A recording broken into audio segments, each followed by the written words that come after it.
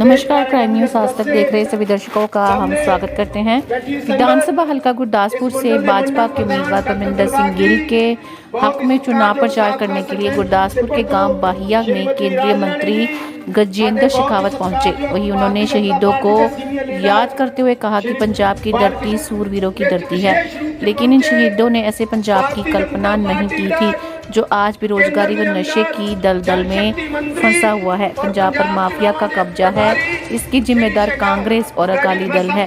इसलिए पंजाब के नौजवान जो देश का पेट भरते थे, उनको जब अपने परिवार का पेट भरने के लिए देश की धरती पर काम करने के लिए जाना पड़ रहा है, और जो पहले पंजाब मजबूत प्रदेश होता था वो आज मजबूर प्रदेश हो गया है। पंजाब का मजाक उड़ाने के लिए दिल्ली से अरविंद केजरीवाल आया है, जो कि एक बरसाती मेंढक है जो सिर्फ इलेक्शन के दिनों में नजर आते हैं। वहीं उन्होंने कहा कि देश के प्रधानमंत्री ने कोरोना में भी देश का साथ नहीं छोड़ा, और जो लोग देश पर बुरी नजर रखते थे उन्हें भी मुंहतोड़ जवाब दिया है। पहले देश में रोजाना आतंकवादी घटनाएं होती थी, बम ब्लास्ट की घटनाएं होती थी, लेकिन देश के प्रधानमंत्री नरेंद्र मोदी ने जैसे पुलवामा घटना का मुंहतोड़ जवाब दिया है। भारत देश आज सशक्त देश है, देश की आर्मी को आज खुली छूट है। रिपोर्टर जगजीत सिंह की खास रिपोर्ट। देखते रहिए क्राइम न्यूज आज तक। परमिंदर सिंह गिल और जिनके बुलावे पर मैं आज विशेष रूप से यहाँ उपस्थित हूँ। मेरे बहुत सारे कार्यक्रम आज तय थे, लेकिन भाई बघेल सिंह का आग्रह था कि मैंने अपने पिंड विच मैंने सानू कार्यक्रम रखा है जी, आपको आना होगा। लेकिन मैं आज एक बात आप सबसे पूछना चाहता हूँ कि आजादी की उस लंबी लड़ाई में पंजाब के इस सूबे से भगत सिंह ने अपनी शहादत दी, हंसते हंसते फांसी के फंदे पर झूल जाना स्वीकार किया। लाला लाजपत राय ने इस आतताई अंग्रेजों के खिलाफ संघर्ष किया, लाठियां खाते हुए अपना बलिदान दे दिया, अपनी कुर्बानी दे दी। बहुत लंबी सूची पर मैं बात कर सकता हूँ जिन्होंने इस भारत की धरती में और विशेष रूप से इस पंजाब की धरती में इस देश को आजाद कराने के लिए अपनी कुर्बानी दी। आजादी के बाद में भी इस वीर पंजाब की वीर प्रसूता धरती, जिसने अपने बेटों को देश की सीमाओं की रक्षा के लिए 48 की लड़ाई में, 62 की चीन की लड़ाई में, 65 की पाकिस्तान की लड़ाई में, 71 की लड़ाई में, कारगिल की लड़ाई में, और उसके बाद में आतंकवाद के साथ लड़ाई में अपने बेटों को इस भारत माता को, पवित्र भारत माता के आंचल को, इसकी सीमाओं को बनाए रखने के लिए कुर्बान किया, बलिदान किया। लेकिन इन सब लोगों ने जो बलिदान किया, क्या उन्होंने इस तरह का पंजाब बनाने की अपेक्षा के साथ में बलिदान किया?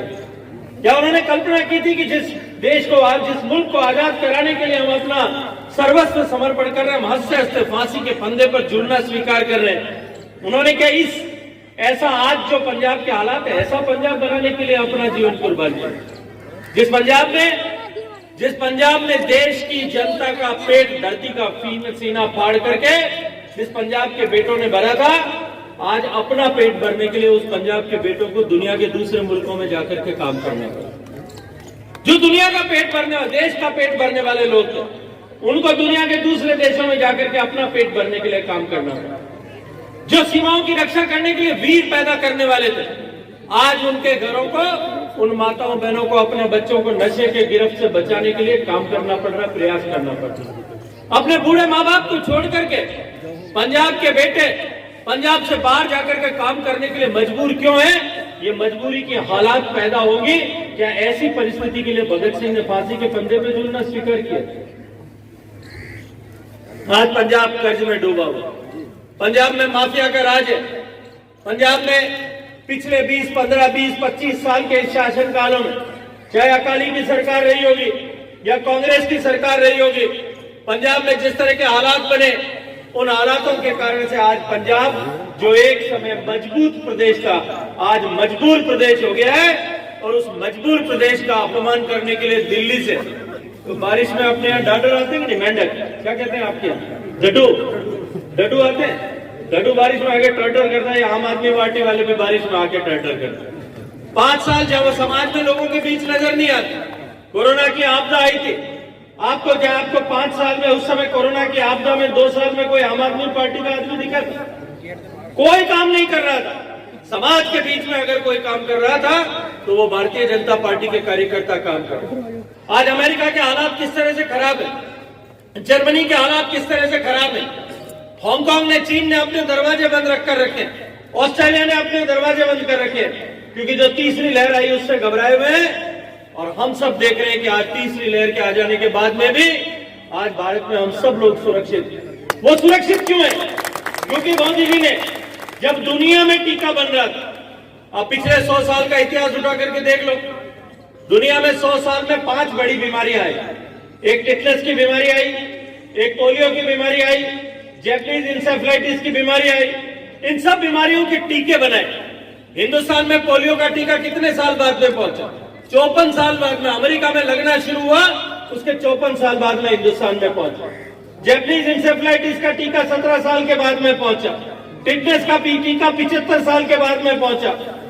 जब मैं कोरोना की आपदा थी, मैं जब चर्चा करता था लोगों से, लोग मुझे पूछते थे कि भाई साहब अब की बार टीका कब आएगा?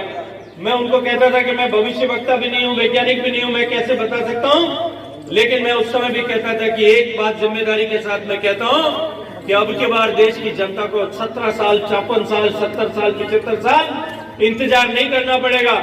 अमेरिका में जब टीका लगना होगा तभी अमेरिका, हिंदुस्तान में भी लगना शुरू होगा। और आज मैं गर्व से कह सकता हूं कि दुनिया में सबसे सस्ता टीका भारत में बना, दुनिया के 7 में भारत में बना, दुनिया में सबसे ज्यादा टीके हमने लगाए। और आज मैं आपके सामने जिम्मेदारी से एक बात कह रहा हूं कि पूरी दुनिया के गरीब देशों को टीका लगाने का काम जो है वो भारत में बने हुए टीके से होने वाला है। पूरी दुनिया की सुरक्षा करने के लिए भारत के वैज्ञानिक और भारत की सरकार और मोदी जी आज काम कर रहे हैं। लेकिन आपने एक मजबूत आदमी को प्रधानमंत्री बनाया, देश को मजबूत बनाया। आज देश की तरफ आंख उठा करके देखने की किसी की हिम्मत नहीं हो सकती। पहले रोज आतंकवादी घटनाएं होती थी, जयपुर में बम ब्लास्ट होता था, बेंगलोर में होता था, मुंबई पर हमला होता था, और देश में हैदराबाद में बम ब्लास्ट होता था, संसद पर हमला होता था, अक्षरधाम पर हमला होता था, जम्मू में रघुनाथ मंदिर पर आतंकवादी हमला होता था। हमारी सरकार कहती थी कि अब की बार हम बर्दाश्त नहीं करेंगे, 15 दिन बाद में फिर कहीं न कहीं हमला होता। लेकिन मोदी जी ने उस हमले को बर्दाश्त नहीं किया। उरी और पुलवामा के बाद जिस तरह से जवाब दिया, आज पूरी दुनिया जानती है कि भारत आज सशक्त देश है और भारत के विरुद्ध होने वाली कोई भी गतिविधि, चाहे वो देश के अंदर से हो या देश के बाहर से हो, भारत के लोग बर्दाश्त नहीं करेंगे। सेना को आज खुली छूट दी। मित्रों, आज जिस तरह से देश को मजबूत बनाने के लिए आप सब लोगों ने योगदान दिया, आज मैं आप सब लोगों का आह्वान करने आया हूं, हाथ जोड़ करके विनती करने आया हूं। इस पंजाब का अतीत का जो है, जैसा गौरवमयी अतीत था, वैसा ही पंजाब अगर आप वापस बनाना चाहते हो, वैसा ही पंजाब, मजबूत पंजाब वापस बनाना चाहते हो, वैसा ही रोजगार युक्त पंजाब बनाना चाहते हो, वैसा ही खुशहाल पंजाब बनाना चाहते हो, वैसा ही महिलाओं का सम्मान करने वाला पंजाब बनाना चाहते हो, वैसा ही नशा मुक्त पंजाब बनाना चाहते हो, वैसा ही माफिया मुक्त पंजाब बनाना चाहते हो, वैसा ही घूसखोरों से मुक्त पंजाब बनाना चाहते हो। अगर पंजाब खुशहाल बनाना चाहते हो तो भारतीय जनता पार्टी और लोक कांग्रेस पार्टी, सुखदेव सिंह जी ढींढसा की संयुक्त अकाली दल, इन तीनों का जो गठबंधन है, इस गठबंधन के एनडीए के प्रत्याशी भाई परमिंदर सिंह जी को यहाँ पर सिर्फ जिता करके भेजो। ये पंजाब मजबूत बनेगा, पंजाब खुशहाल होगा।